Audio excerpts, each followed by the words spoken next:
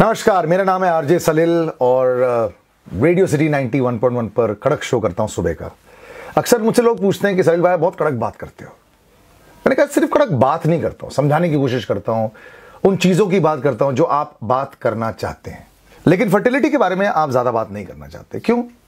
It's like a taboo topic for you. India fertility week, we are in that week right now. तो मैंने सोचा कि why not educate you a little bit about India's contribution to fertility.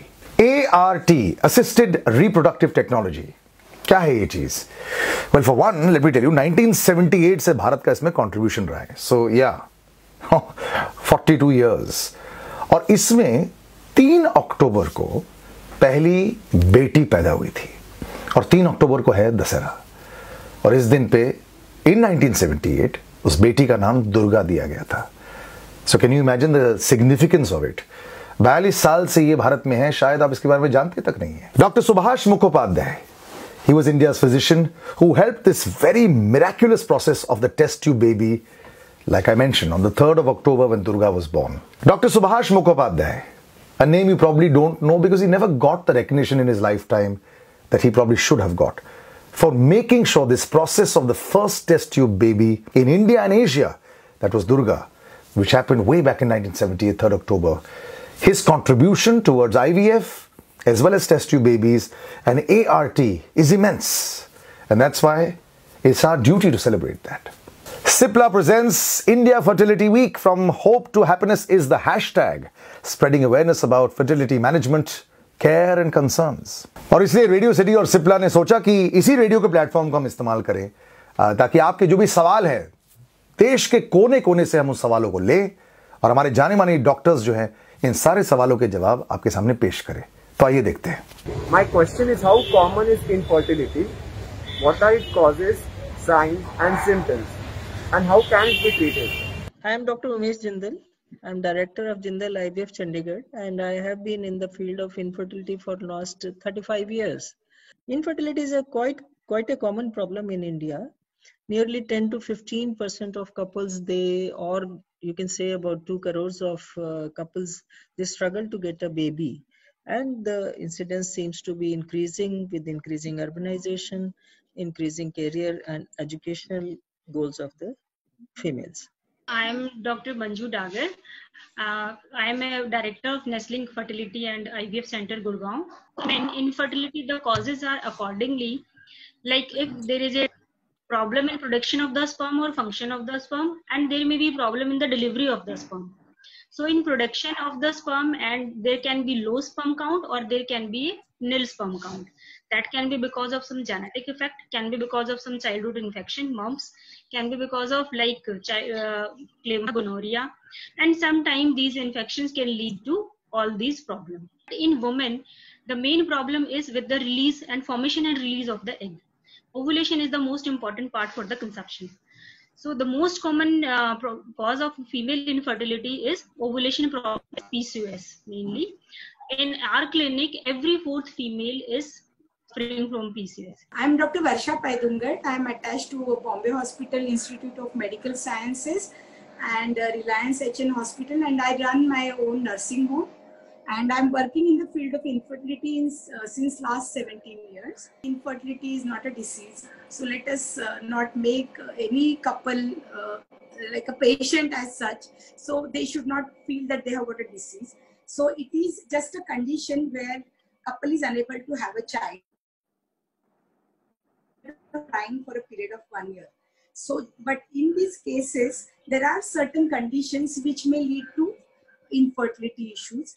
These prominent symptoms or signs of these conditions in a female can be irregular periods, can be painful periods. Sometimes patient in like a female may get pimples, sometimes have hair fall, obesity in certain females. So all these sometimes can lead to infertility issues.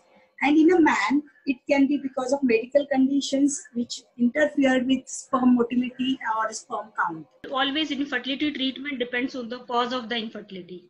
But always we are not able to find the cause.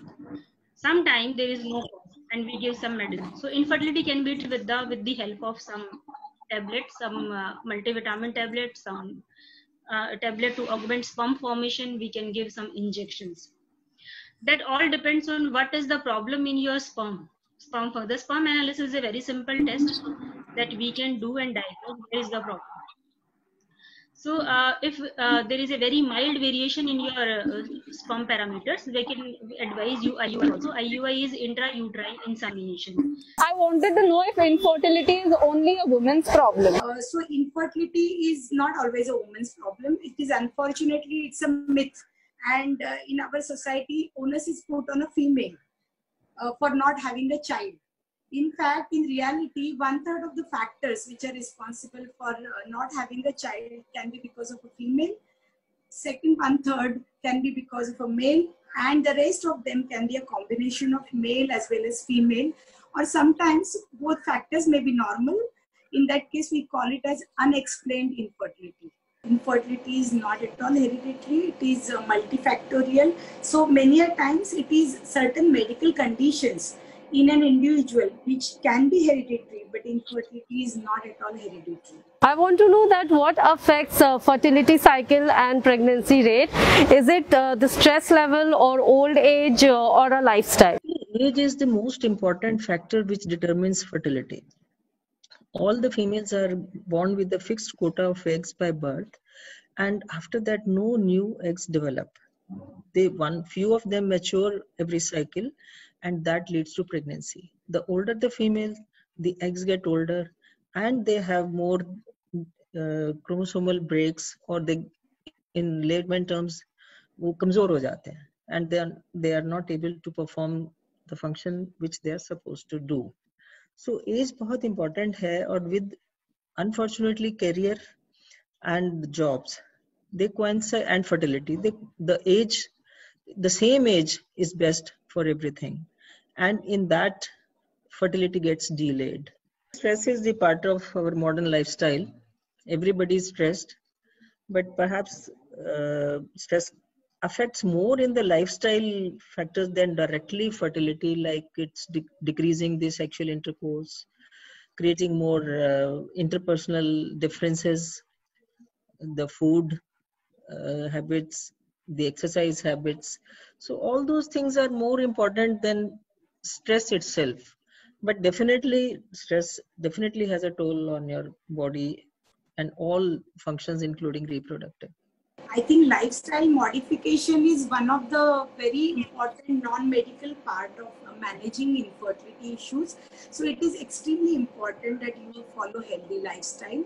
Smoking is a big detrimental factor when it comes to male or a female. So many a times smoking has been seen as a very negative factor in males, where it definitely affects, nicotine definitely affects sperm production as well as motility, especially I have seen in a man. What are the tips of preconception in man? What are the benefits of counseling before and during infertility treatment? Presently, the reproductive health of a male is also as important as female health. In this case, if I advise to men, then my first advice is stop smoking and alcohol. Second is to shed some extra kilos. If you are obese, if you are overweight, that will lead to your decrease in sperm count and motility. Third is maintain a healthy lifestyle. Eat a lot of fruits, vegetable, green leafy vegetables that contain lot of antioxidant, zinc, and vitamin C, E, minerals that leads to maintain the health of the sperm. Counseling is a core parameter in fertility program. So if you try to understand, infertility is not a disease. It's a medical problem, just a little hindrance in conception, but it touches aspects of your life. So counseling is very important in this case. When a couple is diagnosed with infertility and going through the treatment, that give you, there are a lot of hopelessness, worthlessness, guilt, depression, anxiety, and that all, there's a vicious cycle keep on going into the couple's life that can affect your all relationship. And there are some options of the infertility, like in infertility, like egg donor, sperm donor, surrogacy. So all these third-party reproduction need a very good counseling for the acceptance. So I advise there should be very good ethical, legal, and psychological counseling will help the couple to go through the treatment challenges, option, acceptance, and outcome of the treatment will help you a lot. Do you think any medical conditions like thyroid, obesity, hypertension can affect infertility? I'm Dr. Satyendra Prabhu, consultant in fertility and IVF at Curie IVF Center, Thane, and Vitravansh IVF Center, Ghatkopar. Yeah, obesity will play a role in everything. See, remember, obesity is a metabolic problem and it affects every part of the body at some point or the other. So naturally, even fertility is going to be affected. Maybe not immediately, but in the long run, obesity will play a role in reducing fertility.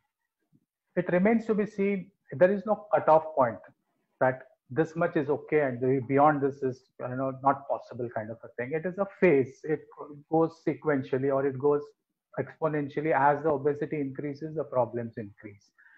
So in women who are obese, one, they have irregularities of their menstrual cycle. They don't ovulate properly. They have other problems like diabetes or hypertension along with that, which even if they conceive later on will cause problems during their pregnancy, because it is known that women with hypertension and diabetes will face problems in pregnancy.